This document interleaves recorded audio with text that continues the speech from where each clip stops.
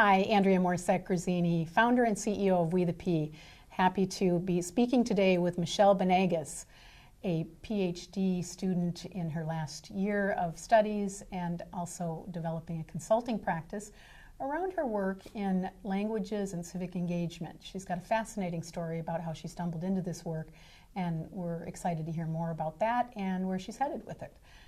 Thanks for coming, Michelle. Thank you. It's great to see you. Likewise. So I met you when we both did a TED Talk and was just transfixed by your talk. You really started out with what we would consider a personal narrative. You talked about how you stumbled into this work quite unexpectedly. So can you share that?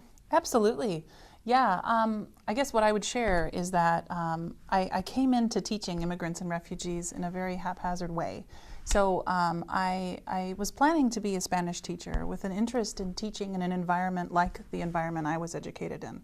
I went through Catholic schools and was very accustomed to being in privileged environments, and so that was what I expected that I would end up in. However, the professor that first placed me in a clinical placement sent me to a school of all immigrants and refugees. It was a very poor charter school, and to be frank, I was angry. Why were you, I mean, you're angry because? I was angry because it didn't fit my interests. I was angry for a lot of reasons that I was embarrassed to articulate. I was embarrassed because I wasn't comfortable around the people in this school. They're speaking totally different languages. They're speaking different languages. Differently. They eat different. Yes, I needed to take the city bus. This is what we called it, the city bus, in order to get there, and that was outside of my comfort zone. Had you ever taken a city bus before? It was my first time. It was my first time. And so I was very uncomfortable, very much outside of my comfort zone.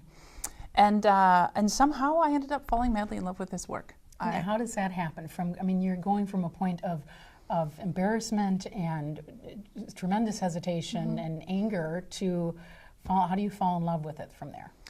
You know, I realized how needed I could be in an environment like that. I realized how I could support people that would do wonderful things, and that perhaps in these other environments students would have done well with or without me. Okay, so when you say those people, you're talking about students. Yeah. And how did you see that you could help them? What specifically could you do differently in this school? And by the way, what city was it in? This was in St. Paul. Okay, so in St. Paul versus what you might be able to do in a suburban private school. Sure. Well, I think that one point that is the most salient is that many of our immigrants that come here feel very disconnected to locals. So they don't feel that local Minnesotans are interested in them, invested in them, or care about them. And so I very much just I formed relationships with these people. And sometimes it was a motherly relationship, sometimes it was a friendly relationship. How much were they teaching you? Oh, so much. Oh, so much.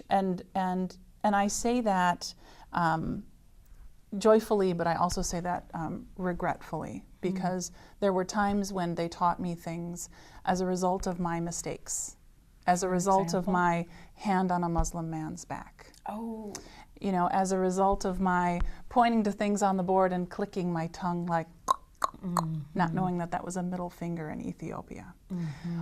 Not knowing what it meant to be undocumented and making assumptions about higher education, that my students might all aspire to higher education. And so many of the things that I said hurt students, and I learned lessons through those experiences.